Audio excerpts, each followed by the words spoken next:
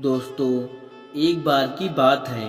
किसी नगर में एक राजा ने एक मंदिर बनवाया जिसमें श्री कृष्ण की एक मूर्ति भी रखवाई, लेकिन उसकी कभी पूजा नहीं की। पूजा करने के लिए मंदिर में एक पुजारी को रखा गया। पुजारी नियमित कन्हैया जी को नहलाता और बड़ी ही श्रद्धा भाव से उनकी पूजा अर्चना करता। राजा भी रोज कन्हैया जी के लिए एक फूलों की माला भेज देता था और जब वह दर्शन करने आता तो पुजारी उस माला को उतारकर राजा को पहना देता। ऐसा करते करते पुजारी की भी उम्र बीत चुकी थी।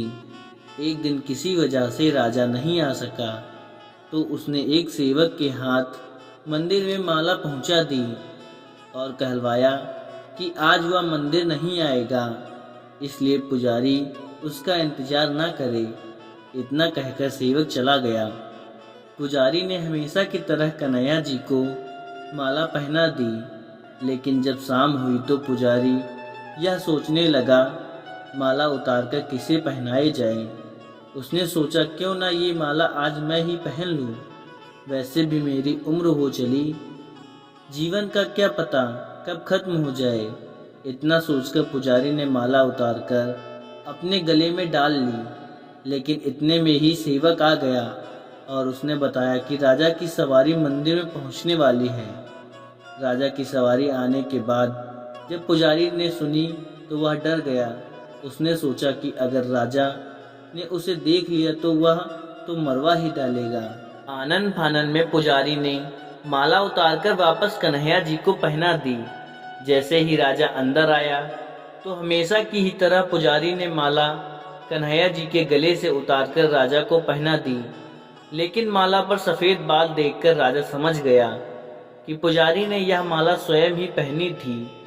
बस फिर क्या था, राजा क्रोधित हो उठे और उन्होंने गुस्से में पुजारी से पूछा कि माला पर सफ़ेद बाल कहाँ से आया। तब राजा की बात सुनकर पुजारी डर गया और बोल पड़ा, ये तो कन्हैया जी का है। अब तो राजा और भी क्रोधित हो गया, क्योंकि कान्हा तो भगवान है और उनके बाल सफ़ेद कैसे हो सकते हैं। इसलिए राजा ने फरमान सुना डाला कि कल श्रृंगार के समय राजा खुद आएगा और देखेगा सच में ही कान्हा जी का सफ़ेद बाल है या पुजारी झूठ बोल रहा है। उन्होंने कहा कि अगर पुजारी ने झूठ बोला होगा तो उसे फांसी दे दी जाएगी। राजा का फरमान सुनकर पुजारी का बुरा हाल हो गया। उसने सोचा अब क्या करें, कहाँ जाएं, अब तो उसका मरना तय है। तब रोते रोते वह भगवान की शरण में पहुंचा और उनसे कहा कि हे केशव, मुझसे झूठ बोलने का अपराध तो हुआ है, लेकिन हो सके तो मुझे क्षमा कर दे और राजा से रक्षा करें। पुजारी ने कहा कि हे माधव, आपकी सेवा करते करते मैं वृद्ध हो चुका हूँ, अब आप मुझे माफ़ कर दीजिए, ऐसी गलती दोबारा नहीं होगी। यही कहते कहते पुजारी की न जाने कब आंख लग गई और उसकी आंख तब खुली जब सुबह हो चुकी थी। उधर सुबह होते ही राजा भी आ गया और कहने लगा आज कान्हा जी का श्रृंगार वह खुद करेगा। ऐसा कहकर जैसे ही राजा ने कान्हा जी का मुकुट उतारा तो देखा कि श्री कृष्ण के तो सारे बाल ही सफ़ेद हैं, लेकिन राजा को फिर भी यकीन नहीं हुआ। उसे लगा कि फांसी के डर से पुजारी ने ही बालों को रंग दिया होगा। राजा ने सोचा कि क्यों ना कन्हैया जी का एक बाल तोड़कर देखा जाए। इसके बाद राजा ने कान्हा जी का एक बाल तोड़ लिया, लेकिन जैसे ही बाल टूटा कन्हैया जी के सिर से खून की धारा बहने लगी। यह देखकर राजा भगवान के चरणों में गिरकर माफ़ी मांगने लगा।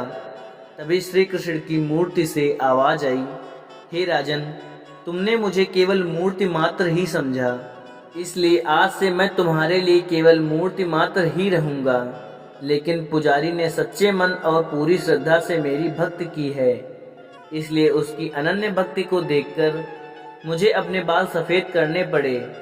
कन्हैया जी ने कहा कि भक्ति में कभी भी संशय नहीं होना चाहिए और सच्चे भक्त की लाज तो मैं कभी जाने ही नहीं देता।